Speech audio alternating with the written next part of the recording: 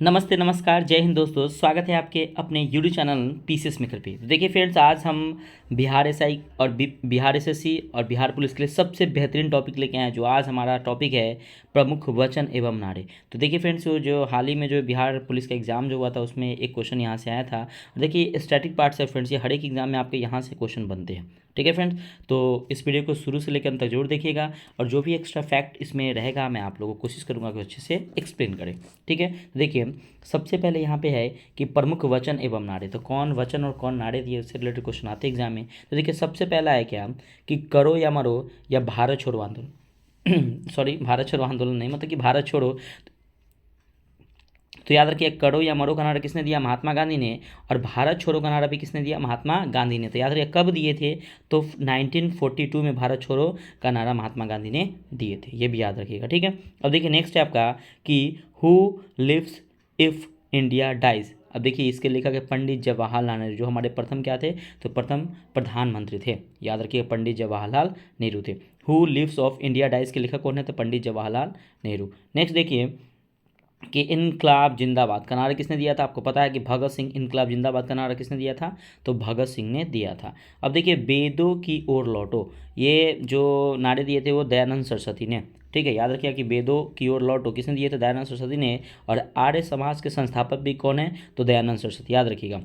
ठीक है, देखिए ब्रह्म समाज के क्या राजा राम मोहन राय है, लेकिन आर्य समाज के संस्थापक कौन है? तो दयानंद सरस्वती। दयानंद कौन है? तो दयानंद सरस्वती हैं। ठीक है, वेदों की ओर लौटो दयानंद सरस्वती।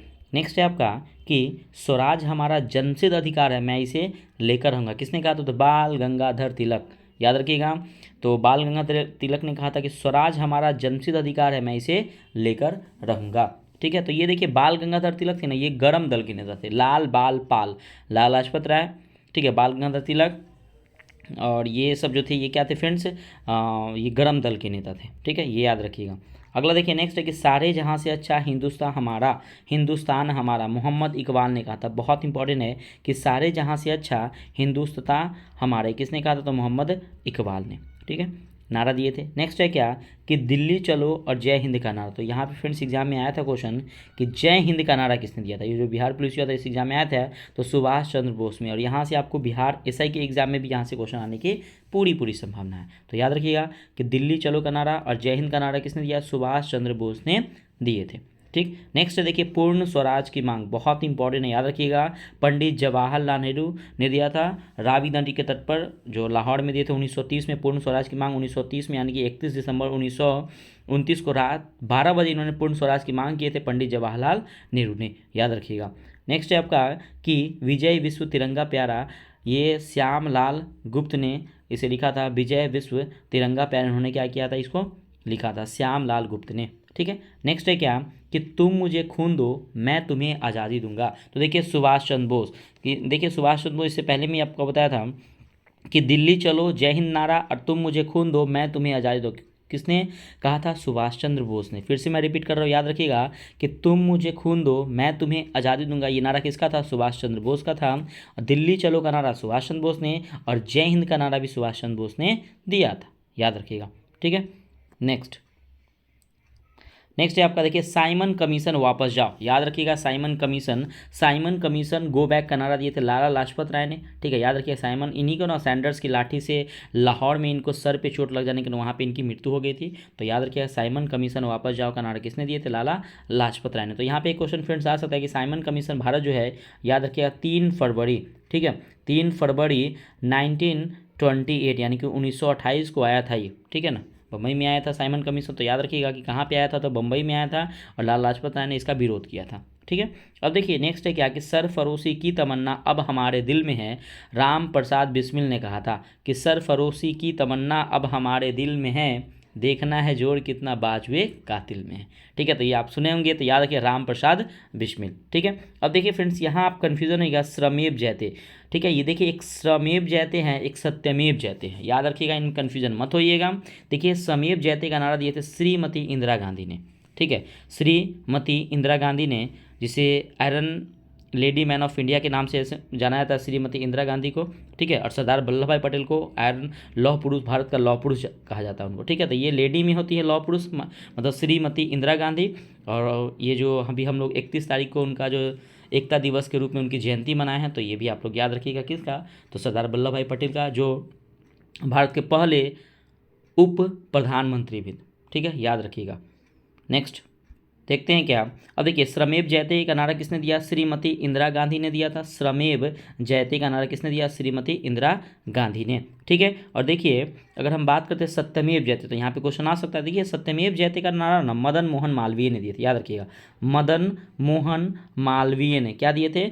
कि सत्यमेव जयते का इन्होंने नारा दिया था, याद रखिएगा। और देखिए, क्वेश्चन एक और आता है कि सत्यमेव जयते कहाँ से लिया गया था? मुंडको उपनिषद से लिया गया है, और ये भारत का राष्ट्रीय नारा है, याद रखिएगा। भारत का राष्ट्रीय नारा क्या है? तो सत्यमेव जयते है। और ये सत्यमेव जयते कब इसको अपनाया गया था? तो 1918 में इसको लिया गया था राष्ट्रीय नारा को, ठीक है, ध्यान रखिए।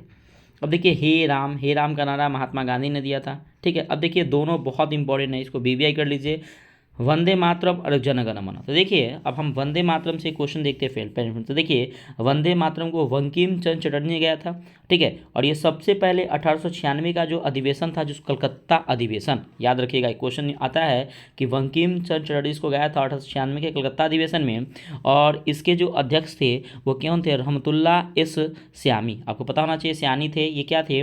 तो जब वंदे मातरम 1896 में जब कलकत्ता अधिवेशन हुआ था, तो वंदे मातरम को किसने गाया था? तो बंकिम चंद्र चटर्जी ने 1896 में। तो यहाँ से क्वेश्चन एक आ सकता है कि जब कांग्रेस का अध्यक्ष अधिवेशन हुआ था कलकत्ता में, तो 1896 के उस समय के अध्यक्ष कौन थे? तो याद रखिएगा, रहमतुल्ला एस सयानी इसके अध्यक्ष थे, ये कलकत्ता में गाया गया था। नेक्स्ट, और एक और फ्रेंड्स, वंदे मातरम याद रखिएगा कि वंदे मातरम गाने में कितना समय लगता है? तो इसको 65 सेकेंड, यानी कि 1 मिनट 5 सेकेंड का समय लगता है। उसी पर देखते हैं आपका जनगण मन। तो देखिए, जनगण मन आपको पता है कि रविन्द्रनाथ टैगोर ने लिखा था जनगण मन को, तो याद रखिएगा ये जनगण मन को ये 1911 के कलकत्ता अधिवेशन में, इसको भी कलकत्ता में गया था, इसको भी, लेकिन डेट का बस अंतर है 1896 और 1911, यानी कि 1911। तो 1911 में क्या हुआ था कि जनगण मन को गाया गया था। तो यहाँ पे एक क्वेश्चन आ सकता है फिर कि जब जनगण मन 1911 में गाया गया था, तो उस समय कलकत्ता में जो अधिवेशन हो रहा था उसके अध्यक्ष कौन कर रहे थे? तो याद रखिए, विशन नारायण धर, लिख लीजिए आप, ठीक है, बहुत इंपॉर्टेंट है ये। विशन नारायण धर वहाँ पे क्या थे? उसके अध्यक्ष थे, ठीक है। आपको पता है कि 1912 में क्या हुआ था? 1912 में जो हमारा बिहार है वो बंगाल, मतलब कि बंगाल है जो बिहार से अलग हुआ था, ठीक है। नेक्स्ट, और देखिए एक और फ्रेंड्स, यहाँ पे मैं आपको बता ही देता हूँ कि वंदे मातरम और जनगण मन दोनों को 24 जनवरी 1950 को अपनाया गया था। याद रखिएगा कि 24 जनवरी 1950 को क्या किया गया था? जनगण मन और वंदे मातरम को अपनाया गया था, सेम डेट 24 जनवरी 1950, 24 जनवरी 1950 को, याद रखिएगा, ठीक है। और याद रखिएगा ध्वज को कब अपनाया गया था? तो 22 जुलाई, याद रखिएगा 22 जुलाई 1947 को राष्ट्रीय ध्वज को अपनाया गया था। याद रखिएगा 22 जुलाई 1947 को राष्ट्रीय ध्वज को अपनाया गया था। और राष्ट्रीय ध्वज में जो चक्र होते हैं उसमें 24 तिल्लियाँ होती है, ये भी याद रखिएगा। जो तिल्ली ऐसे होते हैं ना, ये 24 होते हैं। तो इतना रिलेटेड आपको मैंने बता दिया, तो आप लोग प्लीज़ ध्यान दीजिएगा, अगर हो सके तो आप लोग लिख लीजिए, थोड़ा सा मैं स्पीड बोला हूँ तो, ठीक है। चलिए नेक्स्ट है क्या? हिंदी, हिंदू, हिंदुस्तान, भारतेंदु हरिश्चंद्र ने कहा था। हिंदी, हिंदू, हिंदुस्तान का नारा किसने दिया था? तो भारतेंदु हरिश्चंद्र ने कहा था। देखिए, आराम हराम है तो पंडित जवाहरलाल नेहरू ने कहा था। देखिए, अब जवाहरलाल नेहरू से 1-2 पॉइंट देख लेते पहले। तो देखिए, who lives if India dies, किसने कहा था? तो पंडित जवाहरलाल नेहरू ने। नेक्स्ट है क्या? आराम हराम है, किसने कहा था? तो पंडित जवाहरलाल नेहरू ने कहा था, ठीक है। और पूर्ण स्वराज की भी मांग आपको पता है कि पंडित जवाहरलाल नेहरू ने मांगा था, तो याद रखिएगा। अब यहाँ पे सबसे इंपॉर्टेंट देखिए कि जय जवान जय किसान का नारा लाल बहादुर शास्त्री ने दिया था। जय जवान जय किसान का, लेकिन अगर क्वेश्चन आ जाए कि जय जवान जय किसान और जय विज्ञान का नारा तो अटल बिहारी वाजपेयी ने। लेकिन अगर आपको एक और इसमें क्वेश्चन दे सकता है कि जय जवान जय किसान जय विज्ञान और जय अनुसंधान, याद रखिएगा बहुत इंपॉर्टेंट है, इसका नारा किसने दिया? तो नरेंद्र दामोदर दास मोदी, यानी कि नरेंद्र मोदी जी ने दिए थे इसका नारा, ध्यान रखिएगा। बस उसमें क्या अनुसंधान का उपयोग किया उन्होंने, ठीक है। नेक्स्ट है क्या कि यह एक डूबते बैंक का अग्रिम स्थित तिथित चेक है, तो किसने कहा था? तो महात्मा गांधी ने ही कहा था, याद रखिएगा, ठीक है। अब नेक्स्ट है आपका कि मेरा अंतिम उद्देश्य प्रत्येक व्यक्ति का आंसू पोंछना है, तो पंडित जवाहरलाल नेहरू। देखो मैंने फिर से मैं एक बार रिपीट कर दे रहा हूँ, पंडित जवाहरलाल नेहरू से। तो who lives if India dies, ये पंडित जवाहरलाल नेहरू ने कहा था, ठीक है। उसके बाद अगर हम बात करते हैं कि अगर इससे पहले में मैंने आपको बताया पंडित जवाहरलाल नेहरू के बारे में बहुत सारा कि पूर्ण स्वराज की मांग भी किसने किया था, तो पंडित जवाहरलाल नेहरू ने किया था, ठीक है। और यहाँ पे अगर हम बात करते हैं क्या कि आराम हराम है, किसने कहा था, तो पंडित जवाहरलाल नेहरू ने कहा था। और मेरा अंतिम उद्देश्य है कि प्रत्येक व्यक्ति का आंसू पोंछना, किसने कहा था, पंडित जवाहरलाल नेहरू ने। अब देखिए देश की पूजा ही राम की पूजा है, तो मदन लाल धिंगरा ने कहा था कि देश की पूजा ही किसकी है, तो राम की पूजा है, तो मदन लाल धिंगरा ने कहा था। और नेक्स्ट है क्या, देखिए संपूर्ण क्रांति, याद रखिए वो पूर्ण स्वराज है, ये संपूर्ण क्रांति है, तो संपूर्ण क्रांति का मांग जयप्रकाश नारायण ने कहा था। संपूर्ण क्रांति का मांग किसने मांगा था, तो जयप्रकाश नारायण ने, ठीक है। और नेक्स्ट है आपका कि जय जगत का नारा दिए थे विनोबा भावे ने। जय जगत का नारा किसने दिए थे, विनोबा भावे ने। तो देखिए फ्रेंड्स यहाँ पे एक और पॉइंट आपको है, तो मैं इसको भी ले लिया हूँ क्योंकि आपके एग्जाम में आते हैं। देश के बीच महत्वपूर्ण सीमा और रेखा, देखिए ये सीमा रेखा और देश, मतलब कौन सी सीमा रेखा किस देश के बीच में स्थित है उसके बारे में यहाँ पे दिया हुआ है। तो देखते हैं आज का हमारा।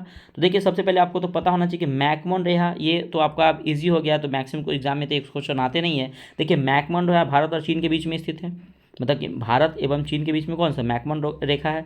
और रेड क्लिफ तो पता है कि भारत एवं पाकिस्तान के बीच में, रेड क्लिफ है तो भारत एवं पाकिस्तान के बीच में।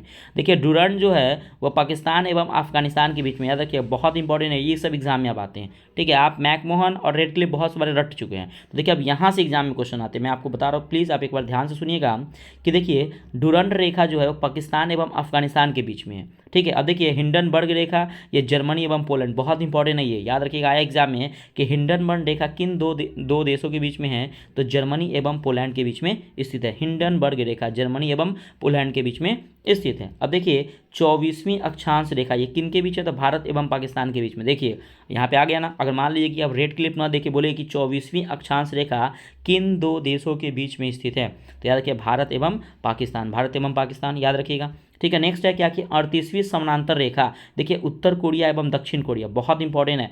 38वीं समानांतर रेखा ये उत्तर कोरिया एवं दक्षिण कोरिया के मध्य स्थित है। नेक्स्ट देखिए 49वीं समानांतर रेखा, ये 49वीं समानांतर रेखा है वो अमेरिका एवं कनाडा के मध्य स्थित है। 49वीं समानांतर रेखा ये अमेरिका एवं कनाडा के मध्य स्थित है। नेक्स्ट है क्या कि 17वीं अक्षांश रेखा ये उत्तरी एवं दक्षिणी वियतनाम में स्थित है। याद रखिएगा कि 17वीं अक्षांश रेखा ये उत्तरी एवं दक्षिणी वियतनाम में स्थित है। आगे है आपका कि मैगिनॉट या सीज ब्राइट रेखा ये जर्मनी एवं फ्रांस के बीच में स्थित है। यहाँ मैंने बताया कि मैगिनॉट या सीज फ्राइट रेखा जो है जर्मनी एवं फ्रांस के बीच में स्थित है। नेक्स्ट है आपका कि मतलब कि आर्डरनेस रेखा जो है पूर्वी जर्मनी एवं पोलैंड के बीच में स्थित है। आर्डरनेस जो रेखा है पूर्वी जर्मनी एवं पोलैंड के बीच में स्थित है। नेक्स्ट है क्या कि मेडिसन रेखा, तो ये मेडिसन रेखा है अमेरिका एवं कनाडा के बीच में स्थित है। क्या है, तो मेडिसन रेखा किसके बीच में है, तो अमेरिका एवं कनाडा के बीच में है। आर्डरनेस रेखा किसके बीच में, पूर्वी जर्मनी एवं पोलैंड के बीच में स्थित है। और मेनरहिम, याद रखिएगा मेनरहिम जो रेखा है रूस और फिनलैंड के बीच में स्थित है। कौन सा, तो याद रखिएगा मेनरहिम रेखा जो है रूस और फिनलैंड के बीच में स्थित है। तो देखिए फ्रेंड्स, ये आप अगर हो सके इस वीडियो को एक नहीं दो बार देखिए, और इससे पहले मैंने बहुत सारा वीडियो अपलोड कर चुका हूँ। तो देखिए फ्रेंड्स, आई थिंक ये डे जो आपका होगा ये डे 14 होगा, ठीक है। तो इससे पहले मैंने 13 डे अपलोड कर चुका हूँ। तो प्लीज़ फ्रेंड्स, अगर आप नहीं देखेंगे ना वीडियो तो प्लीज़ एक बार देख लीजिए, मैं विश्वास दिलाता हूँ कि आपके वहाँ से टॉपिक से क्वेश्चन आएंगे, ठीक है। मैं आपके जितने भी statics GK science current affairs जो भी टॉपिक रहेगा मैं सभी आपको लेके आऊँगा, आपके अपने यूडी चैनल पीसीएस मेकर पे अपलोड करूँगा। प्लीज़ अब एक बार वीडियो को देखिए फ्रेंड्स, और शुरू से लेकर अंत तक जरूर देखिएगा। वीडियो अच्छा लगे तो लाइक जरूर कीजिएगा, हाँ कमेंट करके बताइएगा कि फ्रेंड्स आपको वीडियो कैसा लगे, क्योंकि आपके कमेंट से थोड़ा सा मोटिवेटेड फील होता है, तो और अच्छा मन करता है कि आप लोगों के लिए वीडियो थोड़ा सा टाइम एक्स्ट्रा निकाल के आप लोग के लिए वीडियो बनाएं। तो प्लीज़ आप लोग के लिए, आप लोग इतना प्यार देते हैं, इतना सपोर्ट कर लेते हैं, थैंक यू। तो प्लीज़ फ्रेंड्स आप वीडियो को लाइक कीजिएगा, कमेंट कीजिएगा, चैनल को सब्सक्राइब जरूर कीजिएगा, ठीक है फ्रेंड्स। तो मिलते हैं नेक्स्ट वीडियो में, बाय बाय, जय हिंद दोस्तों। इसका पीडीएफ चाहिए तो टेलीग्राम से ज्वाइन हो जाइए।